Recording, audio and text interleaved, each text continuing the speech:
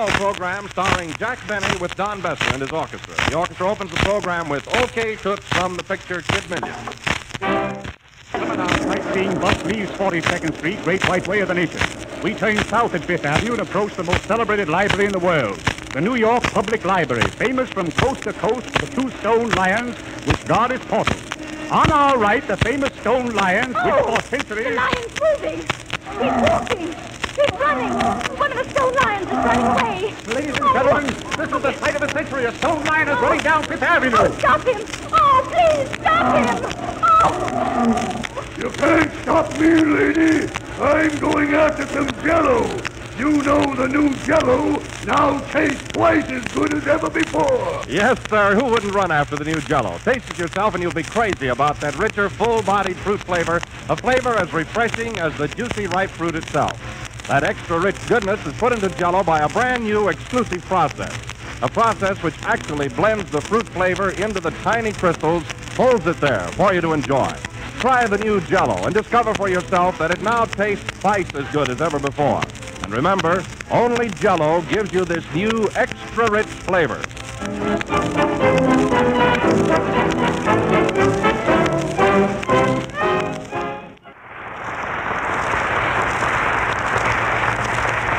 And now, ladies and gentlemen, as it is impossible for me to offer you a cigar, cigarette, or a drink, I can still offer you Jack Benny.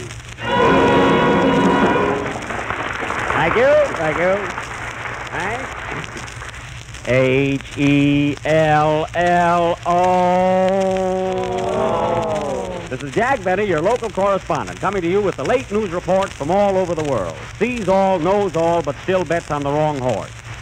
Mary, bring me those hot items. Okay, boss. Here they are. First, local news. New York, New York. New streamlined train arrives here from California in 56 hours, breaking all records. New Yorkers now wearing streamlined underwear to get to work faster. Hey, first one got a laugh. Tokyo, Japan. Tokyo, American baseball players, including Babe Ruth, arrive here and play Japanese teams. The battery for Japan was Dizzy Osaki and Daffy Matsuyama. In left field was Hacky Wilson, and on second Saki was Frankie Frischi. All good Japs. In the opening game, Ruth made a homer, and Japs named a town after him. It is called Yokohama. Isn't that clever? New Orleans, Louisiana. Senator Huey Long organizes football teams.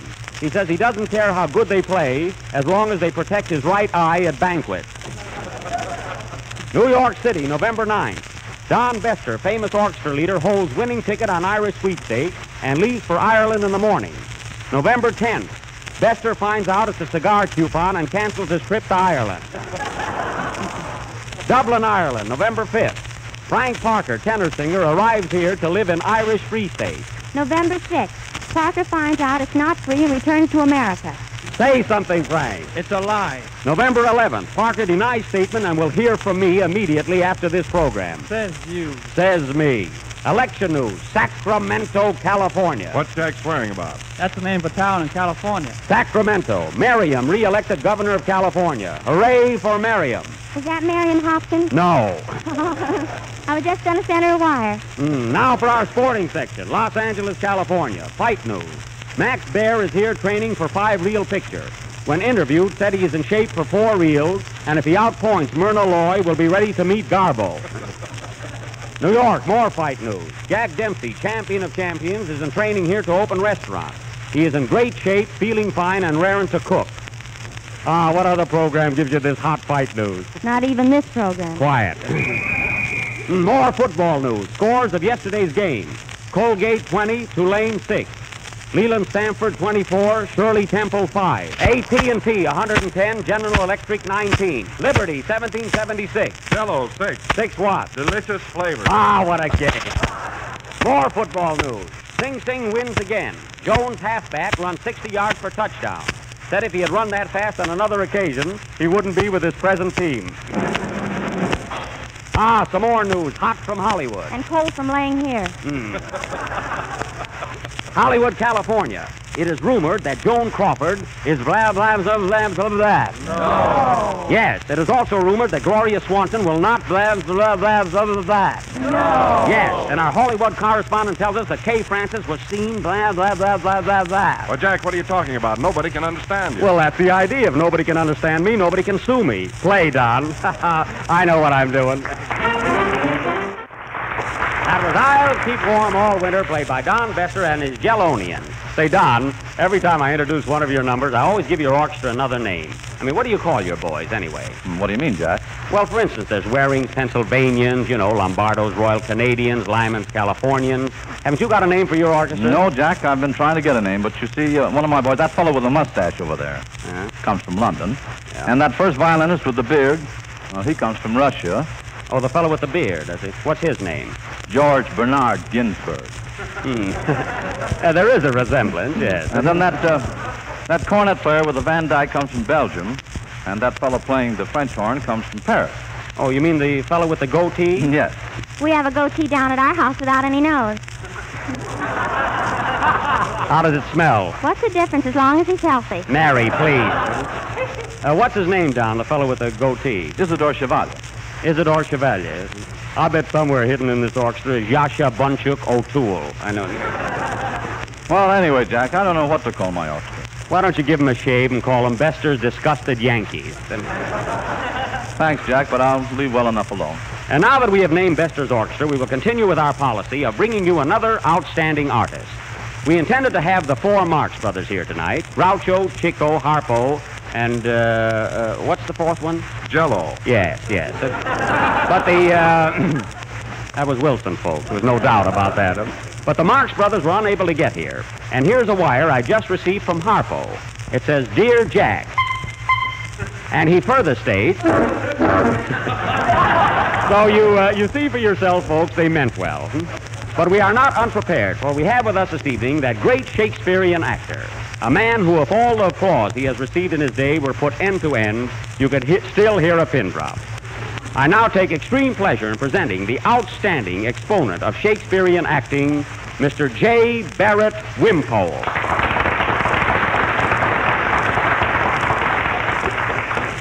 Say something, Mr. Wimpole. Say something? Of course I shall say something. Dost thou think I am an acrobat?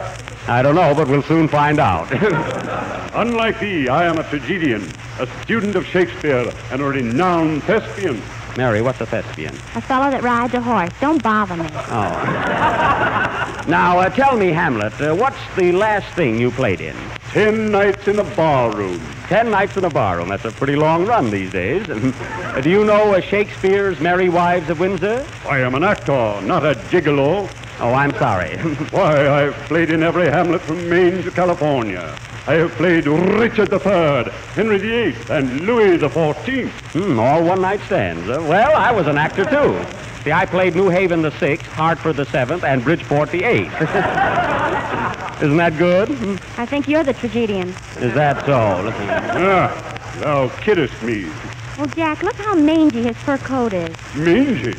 When thou art as old as this coat, thou wilt also be mangy. Lay down, Macduff. Tell me, Macbeth, that coat that thou wearest, is its fur minketh? Nay, skunketh. Well, it looketh. Evidently thou art much in need of money. Yea, and verily. Hast thou any? Nay, and positively. Say, mister, what does yea and verily mean? What's the difference, as long as thou art healthy? Get your own joke. That one's a joke. Well, Groucho, our time is limited. Would you mind giving us a sample of your genius? Gladly. Oh, what is thy pleasure? Or anything at all, something in the manner of John Barrymore. Barrymore, shades of Richard Mansfield, Joseph Jefferson, and... Popeye the Sailor. Yes.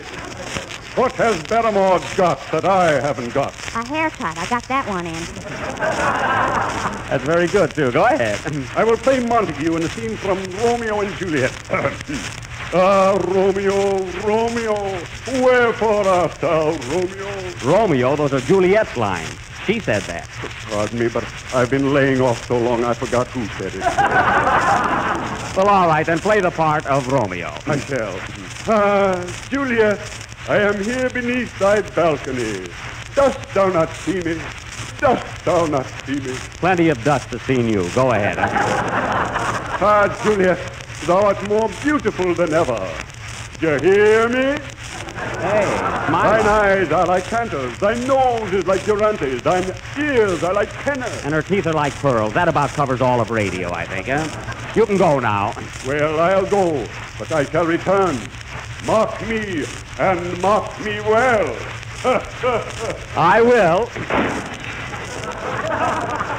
And now Frank Park, Anthony, our Shakespearean tenor, will sing Water Under the Bridge. Oh, wait a minute, Jack. Can I say just a word about Jello? Not right now, Don. Oh, I just want to mention the 6 delicious flavors. No, after Frank's song, not right now. Well, can't I just say that its fresh fruit flavor is twice as good as ever before? Be careful, Don. I'll have to mark you and mark you well.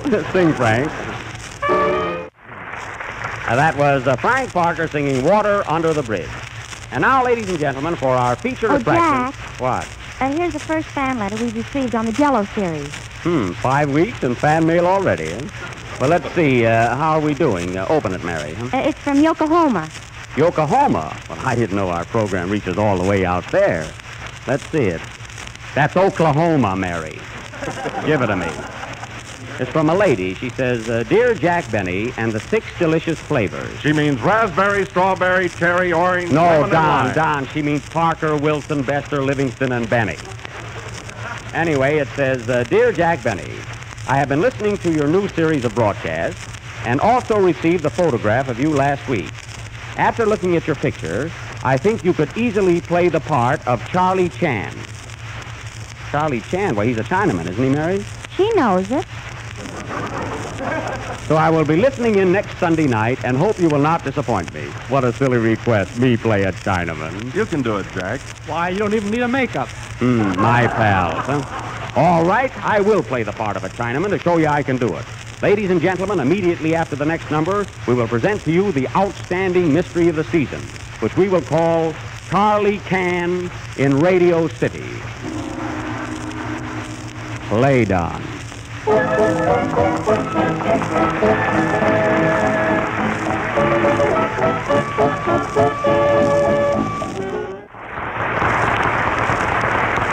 That was Chinatown, My Chinatown, played by Don Bestor and his Chow Maniacs. And now for our studio murder mystery, or Charlie Can in Radio City. On with the play. Curtain. Music, Don.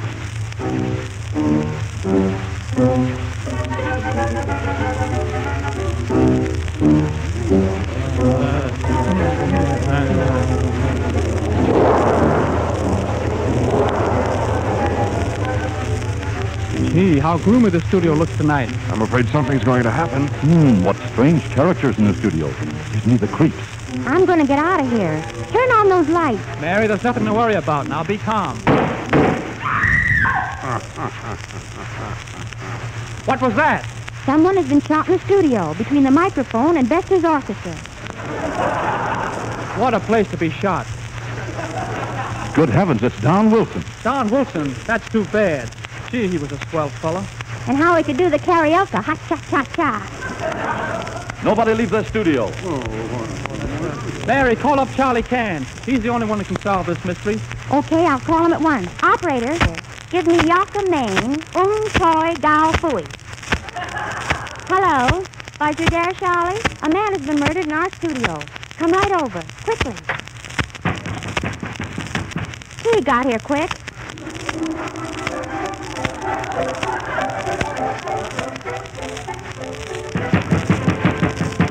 Who is it?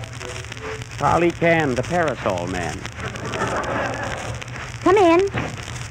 Excuse, please, for me to bring humble body in your studio. Put feet on mat and don't dirty the joint. Excuse, please, to ask what happened here tonight. Our announcer was shot and we want justice. Begging thousand pardons, you get just as good announcer anyplace. As my honorable ancestor would say, dead men tell no tales and gather no moss. Stick to detective work, Charlie, and solve this mystery. All right, nobody leave. Park honorable bodies and chairs. See vous play. This is an outrage. No, this mystery. Begging thousand pardons, what is your name? Don Bestor, I'm the orchestra leader. Honorable stick looks suspicious. What you use him for? Why, I lead the orchestra with this stick. Ah, but if orchestra don't show up, what you do with stick? I didn't kill him, I tell you. I didn't kill him. With million apologies, I put handcuffs on your honorable wrist. Gee, but he's nice. Excuse, please.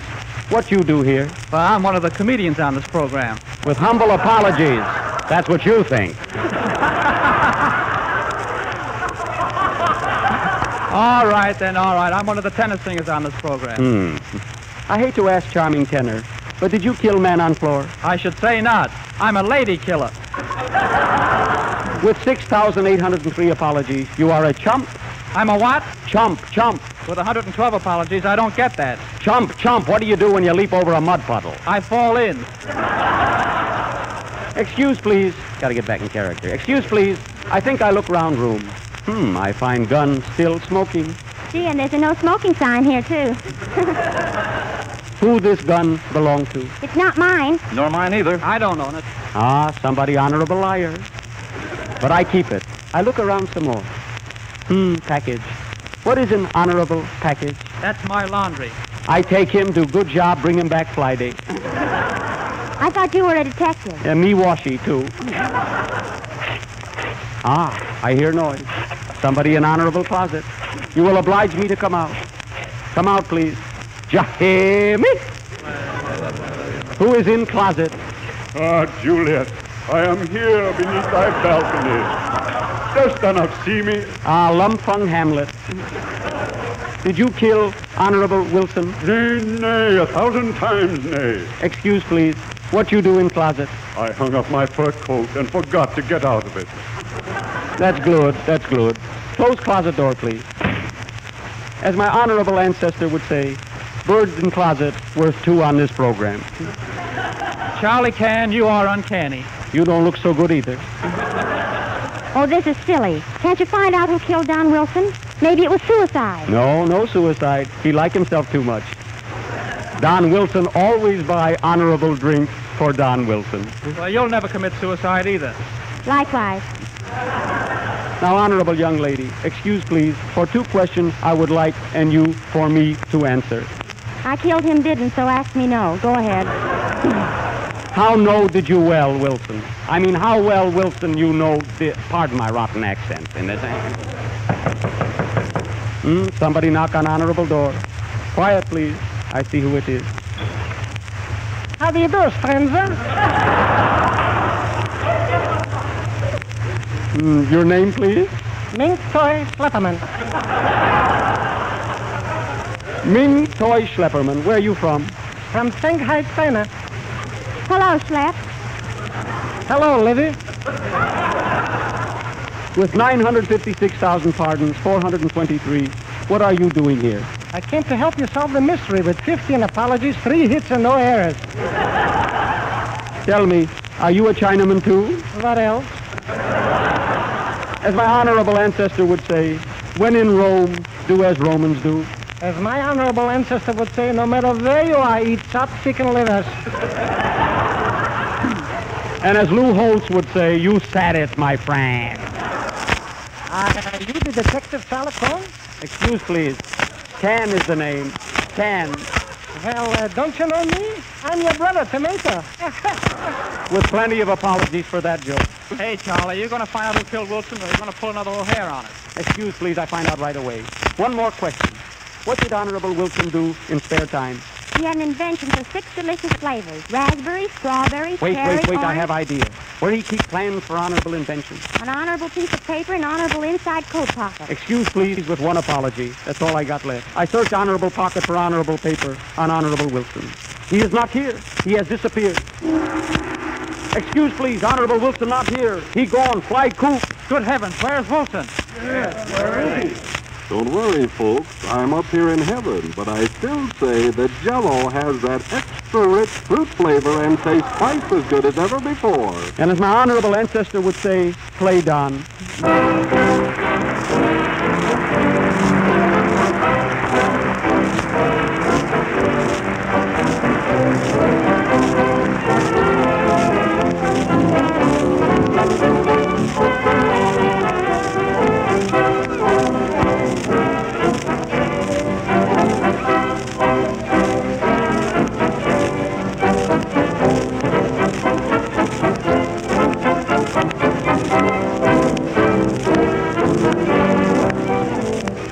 You know how delicious fresh raspberries or strawberries smell. You know the intriguing fragrance of rich, ripe cherries. You've enjoyed the tart tang of fresh lemons and limes and the juicy ripeness of golden oranges. Well, that's just what the new Jello brings you, a flavor as delicious, a fragrance as delightful as the fresh, ripe fruit itself. You sniff it the minute you open the package and sniff it again when you dissolve those powdery crystals in warm water. And when you've chilled your Jello to beautiful, quivering firmness, when you've taken your first exciting taste, then you know that Jello tastes twice as good as ever before. It's extra rich, twice as delicious. But you'll find this new extra rich fruit flavor only in Jello. So look for the big red letters on the box and be sure you get the genuine Jello.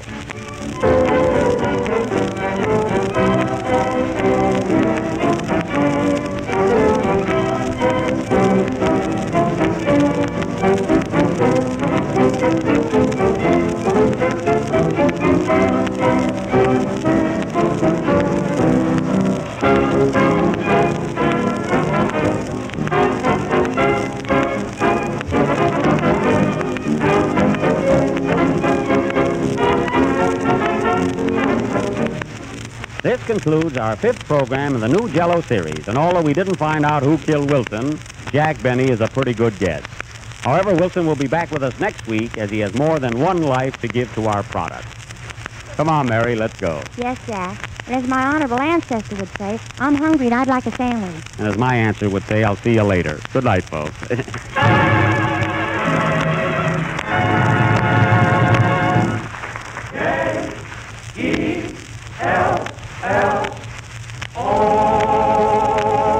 This is the National Broadcasting Company. WJZ, New York.